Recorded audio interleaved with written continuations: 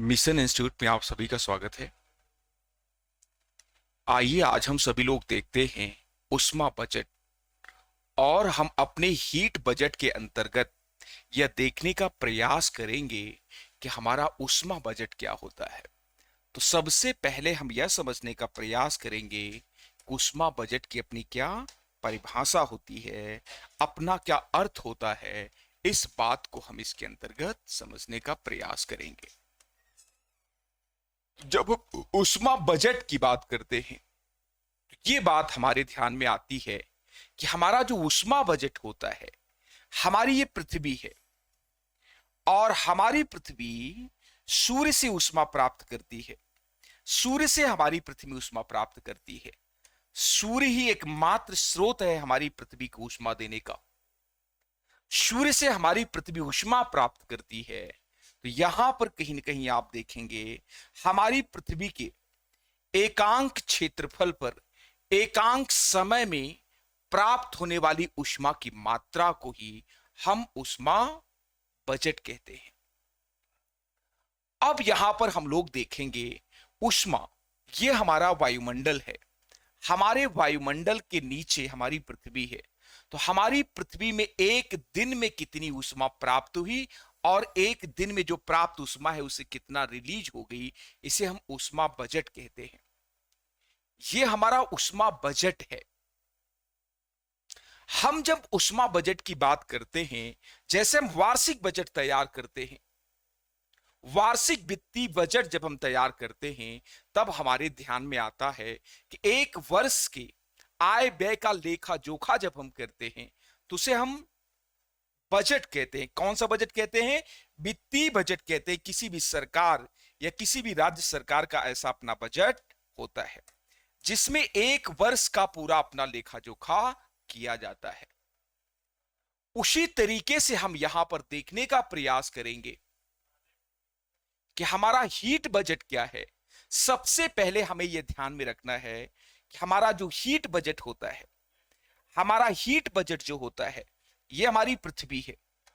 हमारी पृथ्वी हमारी अर्थ को एक दिन में जो ऊष्मा प्राप्त होती है और फिर जो ऊष्मा कहीं ना कहीं एक दिन में दैनंदिनी आधार पर वापस चली जाती है हमारे वायुमंडल से बाहर। यह हमारे वायुमंडल की ऊपरी परत है। हमारे वायुमंडल में 5 परतें होती हैं। तो यह हमारे वायुमंडल की सबसे ऊपरी लेयर है। यह बात ध्यान में रखना है, ऊपरी लेयर है हमारे वायुमंडल की। और यहां पर कहीं ना कहीं हमारा सूर्य मौजूद है। यहां पर हमारा सूर्य है और इस तरीके से हमारे सूर्यदेव क्या हो रहे हैं? चमक रहे हैं। और हमारे सूर्यदेव से ही सभी लोग उष्मा प्राप्त करते हैं, सभी लोग ऊर्जा प्राप्त करते हैं। और ये हमारे सूर्यदेव उष्मा और ऊर्जा के क्या हैं? स्रोत हैं। और इस प्रकार से हम लोग यहां पर प्राप्त करते हैं। हमारे सूर्य से उष्मा हमारे वायुमंडल के लिए चलती है। हीलियम के नाभिक आपस में संलयित होकर के व्यापक पैमाने पर ऊर्जा अवमुक्त करते हैं और यहां से ऊर्जा हमारे वायुमंडल से प्रवेश करते हुए हमारी पृथ्वी के लिए चलती है। जैसे ये उष्मा या ऊर्जा चली तो हमारे वायुमंडल की ऊपरी परत से जैसे ही संपर्क में आती है तो यहां पर 6% उष्मा तत्काल रिफ्लेक्ट कर दी जाती है, तुरंत वापस कर दी जाती है। और उसके बाद जब यहां पर हम देखते हैं आगे उष्मा की मात्रा जब बढ़ती है, हमारे वायुमंडल में प्रवेश करती है, तो हमारे वायुमंडल की सबसे निचली परत में जब ये उष्मा आती है, हमारे वायुमंडल की सबसे निचली परत में जब ये उष्मा आती है तो वहां से कहीं ना कहीं इसकी मात्रा क्या कर दी जाती है? 27% इसका रिफ्लेक्शन होता है। छोटी मोटी मात्रा नहीं, 27% इसका रिफ्लेक्शन कर दिया जाता है। अर्थात 27% उष्मा हमारे बादलों के द्वारा यहां पर रिफ्लेक्ट की जाती है। ये हमारे क्या है? बादल हैं। ये हमारे बादल हैं और इन बादलों के द्वारा कहीं ना कहीं 27% उष्मा तत्काल परावर्तित कर दी जाती है, तुरंत वापस कर दी जाती है। 27% ये जो मात्रा होती है जिसे तत्काल हम वापस कर देते हैं, दरअसल हमारे जो हिम के कण होते हैं, बादल होते हैं, जलवाष्प की बूंदें होती हैं, वो तैरती रहती है यहां पर। और जब ये तैरती रहती है यहां पर, तो कहीं ना कहीं ये क्रिस्टल की भांति व्यवहार करती हैं, और क्रिस्टल की भांति व्यवहार करने से 27% तत्काल इसका रिफ्लेक्शन हो जाता है। और फिर यहां पर हमारी ऊष्मा आगे बढ़ती है, तो हमारे यहां पृथ्वी पर क्या है, हिमाच्छादित चोटियां हैं, ध्रुवीय प्रदेश हैं, और इन हिमाच्छादित चोटियों से तत्काल 2% ऊष्मा फिर वापस कर दी जाती है। तो इस प्रकार से अगर हम देखें तो लगभग 35% ऊष्मा तुरंत वापस कर दी जाती है। 6% हमारे वायुमंडल की ऊपरी परत के द्वारा, 27% हमारे बादलों के द्वारा, और 2% यहां पर कहीं ना कहीं किसके द्वारा, हिमाच्छादित चोटियां हैं ये हमारी, हिमाच्छादित चोटियों के द्वारा। हिमाच्छादित चोटियां जो होती हैं हमारी, इस हिमाच्छादित चोटियों के द्वारा इतनी परसेंट ऊष्मा वापस कर दी जाती है, चाहे हमारे ध्रुवीय प्रदेशों, चाहे या फिर हमारे हिम रेखा के ऊपर जमी हुई बर्फ हो, क्योंकि बर्फ ऊष्मा के अच्छे परावर्तक होते हैं, ऊष्मा के अच्छे रिफ्लेक्टर होते हैं। तो ये यहां से 2% ऊष्मा तत्काल वापस कर दी जाती है। इस प्रकार से हमारी 35% ऊष्मा तत्काल वापस कर दी जाती है। इस मात्रा को हम कहते हैं एल्बिडो। इस मात्रा को हम एल्बिडो कहते हैं। ये बात सभी विद्यार्थी को ध्यान में रखना है। इस मात्रा को हम एल्बिडो कहते हैं। ये हमारी एल्बिडो की मात्रा है।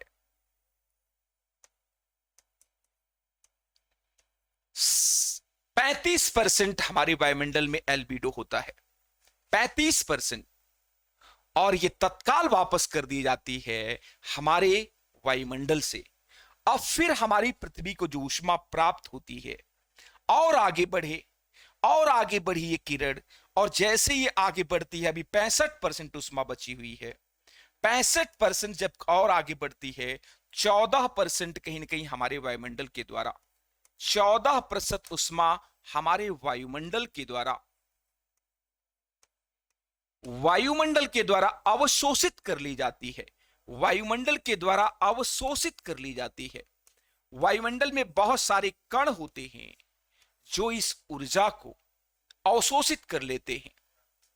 अब हमारे पास बची जो ऊष्मा की मात्रा होती है, वो कितना परसेंट होती है, वो 51% अभी आपके पास ऊष्मा की मात्रा बची हुई है। यही 51% ऊष्मा आपकी पृथ्वी को प्राप्त होती है, जिसे आप प्यार से कहते हैं पृथ्वी माता। तो आपकी पृथ्वी माता को कहीं ना कहीं यहां पर कितनी परसेंट ऊष्मा प्राप्त होती है, तो यहां पर कहीं ना कहीं 51% ऊष्मा आपकी पृथ्वी माता प्राप्त करती है। और इसी कारण से हमारी पार्थिव ऊष्मा, आपका प्रश्न यहां पर बनता है कि हम कितनी पार्थिव ऊष्मा प्राप्त करते हैं।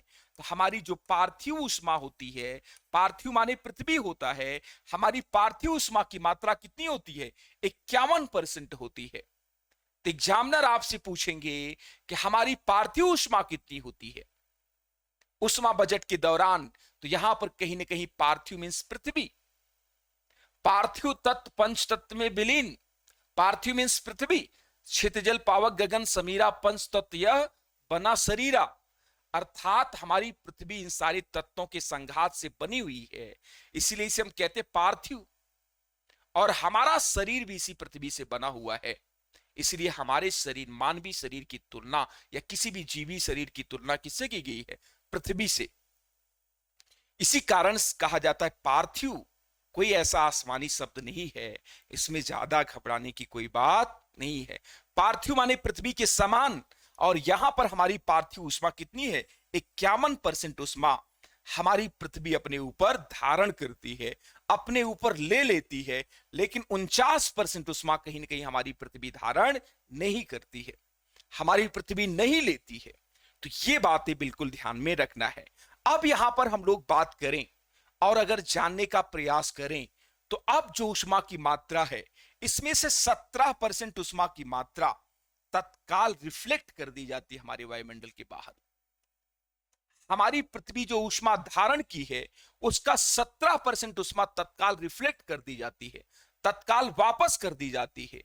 और फिर यहां पर हम लोग अगर देखें 17% वापस कर दी जाती है, उसके बाद जो बची हुई उष्मा की मात्रा होती है उसमें से 6% उष्मा जो बची हुई मात्रा है उसमें से 6% उष्मा यहां पर आप देखेंगे तो ये आपके विकिरण में खर्च हो जाती है। और फिर यहां पर आप देखेंगे विकिरण में, और फिर यहां पर आप देखेंगे आपकी 19% उष्मा आपके वाष्पोत्सर्जन की गुप्त उष्मा में खर्च हो जाती है। किसमें? वाष्पोत्सर्जन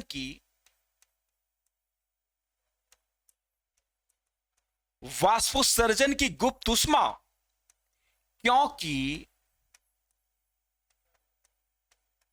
क्योंकि उष्मा की जल को अपने स्वभाव को बदलने के लिए, जल को गैसीय रूप में आने के लिए किसकी आवश्यकता होगी? उष्मा की आवश्यकता। जल एक पदार्थ है, जल अपनी अवस्था को चेंज कर रहा है, और जल अपनी अवस्था को चेंज करके पदार्थ की गैसीय फॉर्म में जा रहा है।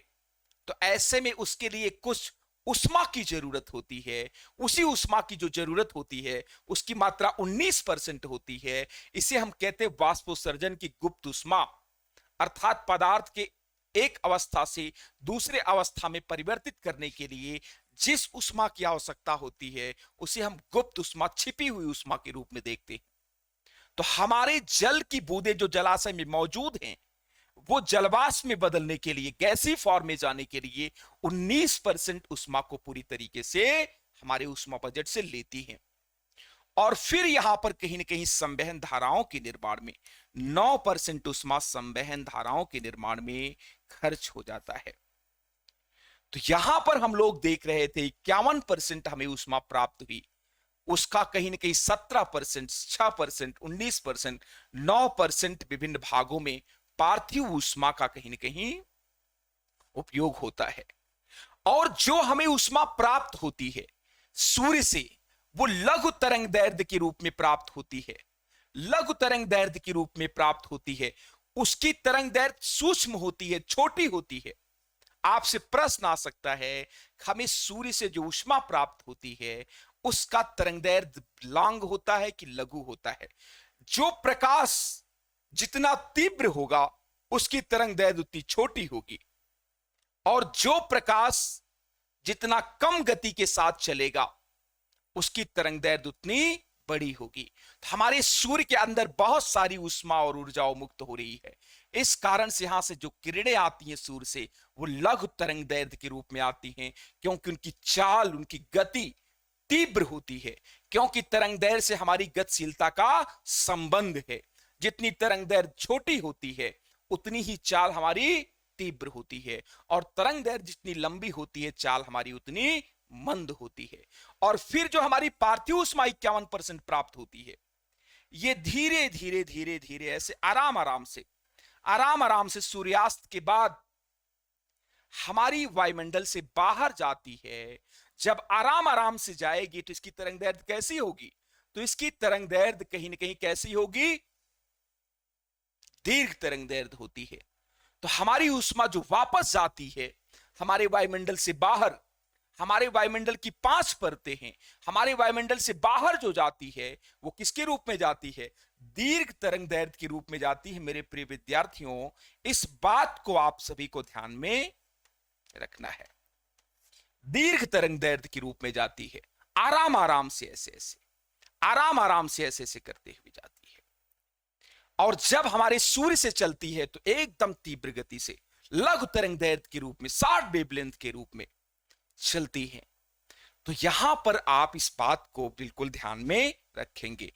दरअसल आपके मन में यह भाव आता है कि अगर सूर्य से आ रहा होगा तो सूर्य, अरे देवाद, सूर्य तो महा सूर्य, ऐसा समझ करके आप लॉन्ग तरंग दैर्ध्य पर, दीर्घ तरंग दैर्ध्य पर टिक कर देते हैं, और फिर कहीं ना कहीं लेकिन आपका नॉलेज का यदि परफेक्शन है, नॉलेज को लेकर के आप बिल्कुल क्लियर हैं, तो कहीं ना कहीं ये महान भूल आपसे होने वाली नहीं है। तो यहां पर ये बातें हमें ध्यान में रखनी है। इस प्रकार अगर हम देखें तो हमारी पार्थिव ऊष्मा का यहां पर हम 6%, 19%, फिर यहां पर हमारा 9%, और फिर यहां पर हमारे वायुमंडल के द्वारा अवशोषित जो 14% मात्रा है, ये वाली मात्रा है, इसको सबको मिला दें और फिर इसमें 17% जोड़ दें, जो वापस की गई हमारी पार्थिव ऊष्मा के रूप में हमारे वायुमंडल से बाहर गई है, इसकी संपूर्ण मात्रा को मिला दें तो बराबर कितना आता है? 65%। यहां पर 65% और यहां पर 65% ऊष्मा वापस कर दी गई। और इधर जो हम देखते हैं, यहां पर जो हमारी ऊष्मा की मात्रा है, जिसे हम एल्बिडो कहते हैं, इस एल्बिडो की मात्रा आप 35% होती है। और ये एल्बिडो की जो मात्रा होती है, इस मात्रा को यहां पर कहीं ना कहीं एल्बिडो की मात्रा को क्या कर दिया गया है? तत्काल वापस किया गया है,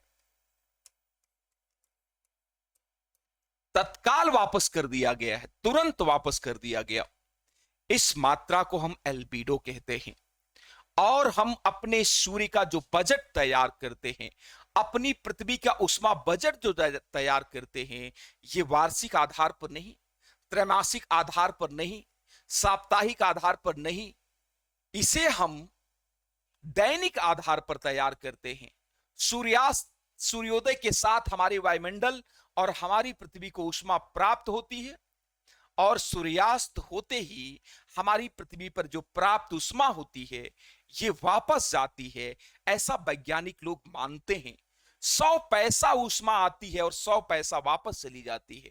जैसे भारत सरकार बजट तैयार करती है, उत्तर प्रदेश सरकार बजट तैयार करती है, ठीक उसी तरीके से हमारा ये ऊष्मा बजट है। 100% माना कि ऊष्मा हमारी पृथ्वी के लिए चली, हमारी पृथ्वी के लिए चली, हमारे वायुमंडल की ऊपरी सतह पर आते ही 6% इसका क्या कर दिया जाता है? रिफ्लेक्शन, तत्काल वापस, इसे तत्काल वापस कर दिया जाता है, हमारे वायुमंडल में प्रवेश नहीं करने दिया जाता। और हमारे वायुमंडल की ऊपरी परत कहती है, मेरे अग्नि में तुम्हारा क्या काम है, यहां से वापस भेज देती है इन्हें। और फिर हम यहां पर अगर देखें, 27% हमारे क्षोभ मंडल में, बहुत ध्यान से इसको समझे, हमारे क्षोभ मंडल में ज्यादातर हमारे बादल होते हैं, हमारे वायुमंडल की सबसे निचली परत होती है, और इन बादलों के द्वारा समताप मंडल क्रॉस करते हुए सारे मंडलों को क्रॉस करते हुए चले आए, आयन मंडल को, मध्य मंडल को, समताप मंडल को, सभी मंडलों को ये पार करते हुए चले आते हैं वायुमंडल को। लेकिन जैसे ही हमारे क्षोभ मंडल में आते हैं, तो हमारे क्षोभ मंडल में मौजूद क्लाउड, बादल, इन्हें तत्काल वापस कर देते हैं, क्योंकि वायु में लटकती हुई बूंदें क्रिस्टल की भांति व्यवहार करती हैं, उनके अंदर प्रिज्म का गुण आ जाता है, और इसी अपने प्रिज्म के गुण के कारण इनके अंदर एंगल बनता है, और इस एंगल से ये सारे के सारे यहां पर ऊष्मा और इनकी किरणों को वापस कर देती हैं। 27% किरणें यहां से वापस चली जाती हैं। और फिर यहां पर हम लोग देखें तो कहीं ना कहीं हिमाच्छादित चोटियां हैं, हिम जमा है ध्रुवीय प्रदेशों में, और विभिन्न देशों के में पर्वत मौजूद हैं, हिम रेखा के ऊपर बर्फ जमा है, और इस हिम रेखा के ऊपर जमी हुई बर्फ से कहीं ना कहीं यहां पर कितने परसेंट उष्मा की मात्रा? 2% उष्मा की मात्रा यहां पर रिफ्लेक्ट कर दी जाती है। आपसे अगर एग्जामिनर कॉन्सेप्चुअल क्वेश्चन पूछना चाहें, तो आपसे पूछ सकते हैं कि ग्लोबल वार्मिंग का या उष्मीय तापन का हमारे एल्बिडो से क्या संबंध है, या हमारे वायुमंडल पर उसका क्या प्रभाव पड़ता है। अगर हमारे वायुमंडल में ज्यादा ग्लोबल वार्मिंग होगी, गर्मी ज्यादा होगी, तो ऐसे में हमारी बर्फ सब पिघलेगी, और जब बर्फ हमारी सब पिघल जाएगी, तो जो हम 2% रिफ्लेक्ट करते हैं मात्रा, वो कम हो जाएगी, और जब कम हो जाएगी तो हमारी पृथ्वी निरंतर रूप से और उष्मीतापन का शिकार हो जाएगी, और उष्मीतापन का शिकार हो जाएगी। इस लेवल तक कहीं ना कहीं अपने आप थॉट प्रोसेस को ले जाने का प्रयास करें, क्योंकि एग्जाम में प्रश्न के जो स्वभाव हैं और उनके जो स्वरूप हैं वो निरंतर रूप से परिवर्तित हो रहे हैं। तो यहां पर कहीं ना कहीं ये बातें बिल्कुल ध्यान में रखना है। तो ये हमारी ग्लोबल वार्मिंग से कहीं ना कहीं संबंधित होता है। हमारी बर्फ जो जमा है ये 2% करते हैं। जब बर्फ ही नहीं रहेंगे तो इनको रिफ्लेक्ट कौन करेगा? जब बर्फ सब पिघल करके समुद्रों में चले आएंगे। तो इसीलिए हम सबको अपने पर्यावरण को अच्छा बनाना है, सुगम बनाना है, ज्यादा हमें उष्मी तापन का शिकार नहीं होने देना है। हमारी बर्फे यथा स्थान हमें प्रकृति के साथ समायोजन बना करके रहना चाहिए। तो ये बातें ध्यान में रखनी है। और फिर यहां पर हम लोग देखें, अगर हम जानने का प्रयास करें तो यहां पर 14%, 65% अभी ऊष्मा बची हुई है। 14% हमारा वायुमंडल में तमाम प्रकार के धूल कण ये सब मौजूद होते, जलवाष्प, ये सभी अपने ऊपर 14% ऊष्मा को क्या कर लेते हैं? धारण कर लेते हैं। 14% ऊष्मा को अपने अंदर धारण कर लेते हैं। एरोसॉल्स वगैरह यहां पर मौजूद होते हैं, ये सभी 14% ऊष्मा को अपने अंदर धारण कर लेते हैं। अब बची हुई 51% मात्रा हमारी पृथ्वी पर आती है, हमारी पृथ्वी को स्पर्श करती है, हमारी पृथ्वी माता के संपर्क में आती है। और फिर यहां पर कहीं ना कहीं इसी ऊष्मा को हम क्या कहते हैं? पार्थिव ऊष्मा। पंच तत्व यह बना शरीरा, छित जल पावक गगन समीरा। तो यहां पर हमारा पार्थिव शरीर, पार्थिव शरीर कैसा बना है? पार्थिव है। पार्थिव माने पृथ्वी के समान है। तो ये कोई आसमानी शब्द नहीं है, बहुत व्यवहारिक शब्द है। पार्थिव मींस पृथ्वी। और फिर हमारी पार्थिव ऊष्मा होती 51%। 51% में 6% विकिरण के माध्यम से, और फिर यहां पर कहीं ना कहीं संवहन धाराओं के निर्माण में 9%, और फिर हमारी 19% ऊष्मा वाष्पोत्सर्जन की गुप्त ऊष्मा में। जल को जलवाष्प बनाने में ऊष्मा लगेगा कि नहीं लगेगा? बिल्कुल व्यवहारिक स्तर पर पढ़ें। जब आप जल को बॉईल करते हैं तो क्या ऐसे रख करके आराम से बैठ जाते हैं? बॉईल होने दीजिए जल के, आपके कहने से क्या जल आपका बॉईल होने लगता है, उबलने लगता है, जलवाष्प बनने लगता है? ऐसा नहीं। आप उसको स्टोव पर, गैस पर रखते हैं और जल हमारा फिर बॉईल करने लगता है, ऊष्मा देते हैं, ऊर्जा देते हैं, और फिर हमारे ये पॉट में मौजूद जो जल होता है वो उड़ने लगता है। क्या बन करके? गैस बन करके, जलवाष्प में परिणित होकर के।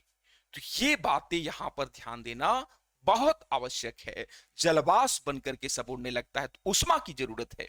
दुनिया में कोई भी कार्य बिना शक्ति के संपन्न या संपादित नहीं हो सकता। तो यहां पर हमारी ये ऊष्मा बदल जाती है, और फिर यहां पर ये आप देखें गुप्त ऊष्मा के रूप में, इसे छिपी हुई ऊष्मा पदार्थ की एक अवस्था से दूसरी अवस्था में परिवर्तित कर रही है, गुप्त ऊष्मा। और इसी को कहते हैं वाष्पोत्सर्जन की गुप्त ऊष्मा में 19%। एक ह्यूज मात्रा है, एक बड़ी मात्रा है, इसमें यह खर्च होती है। और फिर हम लोग यहां पर देखें 17% हमारी पृथ्वी धारण करके इसे लॉन्ग वेवलेंथ के रूप में, लॉन्ग दीर्घ तरंग दैर्ध्य,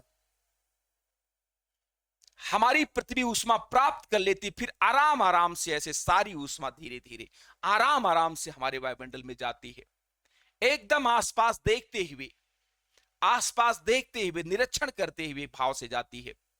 लॉन्ग वेवलेंथ के रूप में लंबे मार्ग का अनुसरण करते हुए जाती है। तो उसकी चाल क्या हो जाएगी? मंद, धीरे धीरे जाती है, मंद मंद मुस्कनिया पर बलिहार के सोची, मंद मंद एकदम जाती है, धीरे धीरे जाती है। तो ये बातें ध्यान में रखना है। तो यहां पर हम लोग देख रहे हैं 51% ऊष्मा है हमारी, और फिर 17% ये दीर्घ तरंग दैर्ध्य के रूप में वापस की जाती है। अब यहां हमारी पार्थिव ऊष्मा का भी बजट क्या हो गया है? हमने देखा ये भी बजट हमारा संतुलित हो गया, बैलेंस हो गया। जितनी हमारी पार्थिव ऊष्मा हमारी पृथ्वी को प्राप्त हुई थी वो सब क्या हो गई? वापस चली गई दीर्घ तरंग दैर्ध्य के रूप में। मेरे प्यारे विद्यार्थियों, इस बात को सभी को नॉट एनी कंफ्यूजन, किसी भी संदेह में नहीं, बिल्कुल स्पष्ट रखना है। तो ये ऊष्मा यहां से क्या हो जाती है? वापस चली जाती है। अर्थात 100% ऊष्मा, 100% ऊष्मा हमारी पृथ्वी के लिए चली, और फिर 100% ऊष्मा हमारी पृथ्वी से क्या हो गई? वापस हो गई। बजट संतुलित हुआ कि नहीं हुआ? ये बजट क्या हो गया? बैलेंस हो गया। जितनी ऊष्मा हमारी पृथ्वी के लिए चली थी, उतनी ऊष्मा फिर हमारी वायुमंडल ने सूर्यास्त के बाद हमारे वायुमंडल से बाहर भेज दिया, अंतरिक्ष में भेज दिया। इसी का लेखा जोखा हम जो कर रहे थे यहां आंकड़ों के माध्यम से, इसी को हम ऊष्मा बजट कहते हैं। यही हमारा ऊष्मा बजट है। और ये हमारा, जैसा कि आप लोग जानते हैं, बजट शब्द आते ही, हीट बजट शब्द आते ही आप सबके मन में ये बात आता है कि बजट माने आपका अपना बजट हो सकता है। आपका अपना बजट हो सकता है, सबका अपना बजट होता है। ये बातें ध्यान में रखना है। आपका अपना व्यक्तिगत बजट भी हो सकता है, आपका अपना व्यक्तिगत बजट भी हो सकता है। और आपका माताएं भी अपना बजट बनाती हैं। ये बात ध्यान में रखना है कि माताएं भी क्या बनाती हैं? अपना बजट बनाती हैं। तो ये बातें ध्यान में,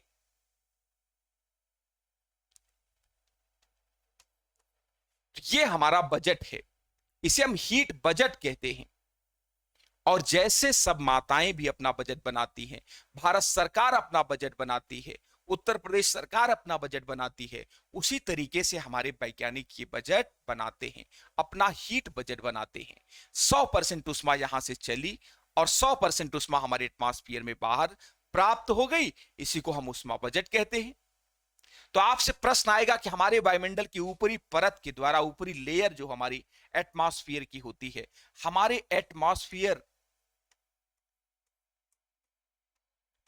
एटमॉस्फेयर की जो ऊपरी लेयर होती है, उसके द्वारा कितनी उष्मा की मात्रा रिफ्लेक्ट की जाती है?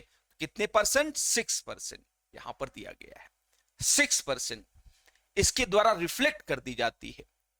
और फिर हमारे आइस लोडेड जो हमारे माउंटेन होते हैं वहां, और हमारे ध्रुवीय प्रदेश होते हैं, पोलर रीजन होते हैं, वहां से कितने परसेंट? 2%।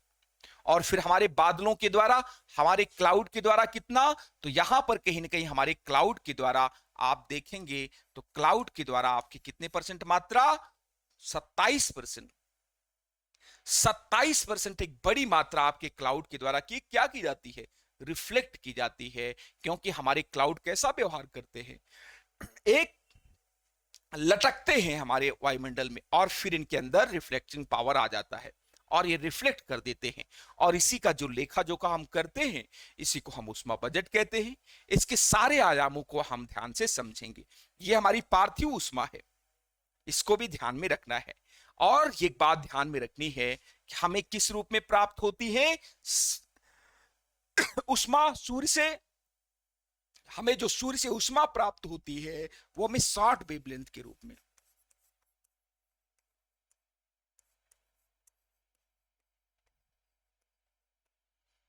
शॉर्ट वेवलेंथ के रूप में। और फिर यहां पर जो उष्मा हमारी रिफ्लेक्ट होती है, वो किस रूप में?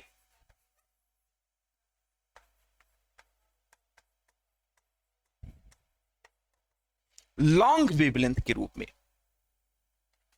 हमारी पृथ्वी से अवमुक्त करती है और 60 वेवलेंथ के रूप में हमें प्राप्त होती है। ये बातें भी सभी विद्यार्थी को ध्यान में रखना है, नॉट एनी कंफ्यूजन। तो आज हम लोग उष्मा का ऑपरेशन कर रहे थे, उष्मा बजट का, उसके सारे आयामों को समझने का प्रयास कर रहे थे। अगर ये उष्मा बजट हमारा असंतुलित हो जाए, तो कहीं ना कहीं हमारी पृथ्वी के अंदर जो आई हुई उष्मा है और जो जाने वाली उष्मा है, उसमें असंतुलन हो जाए, तो हमारी पृथ्वी किसकी शिकार हो जाएगी? उष्मीय तापन का। उष्मीय तापन का शिकार हो जाएगी हमारी पृथ्वी। हमारे वायुमंडल का तापमान बढ़ जाएगा, जो कि हम सबके लिए ठीक नहीं है। हम सभी मानव के लिए अच्छा नहीं है, सभी वनस्पतियों के लिए, जीव जंतुओं के लिए अच्छा नहीं है ऐसा। तो ये बातें ध्यान में रखना है।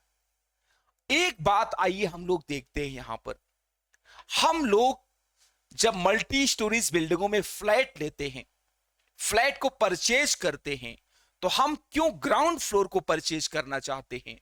तो उसके पीछे कहीं ना कहीं ये साइंटिफिक रीजन काम करता है, हीट बजट का। जैसे हमने 35 फ्लोर पर 35वें महले पर अपनी ले लिया फ्लैट, तो जब सायंकाल सूर्यास्त के बाद ये उष्मा जाएगी, ये उष्मा हमारी पार्थिव उष्मा हमारी पृथ्वी से जाएगी, हमारे वायुमंडल से होकर ही जाएगी। और आप 9 से 8 बजे के बीच में आप कहीं ऑफिस से या अपने घर में आए हुए हैं, उस दौरान कहीं ना कहीं आपके फ्लैट का तापमान आकस्मिक रूप से बढ़ा हुआ प्राप्त होगा आपको, क्योंकि ये उष्मा जा रही है और जाने के क्रम में आपके उस फ्लैट से भी वो गुजर रही है। आपने अगर ग्राउंड फ्लोर पर ले रखा है तो यहां से उष्मा आराम से निकल जाएगी और जब आप आएंगे तो आराम से अपना रहे। लेकिन ऊपर जाने के क्रम में कहीं ना कहीं आपसे इनसी मुलाकात हो जाएगी और आपके परिवेश में आकस्मिक रूप से आपको बढ़ा हुआ तापमान प्राप्त होगा। अगर आर्टिफिशियल साधन ना हो तो ऐसे में आपको दिक्कतों का सामना करना पड़ सकता है। इसी कारण से भी ये होता है।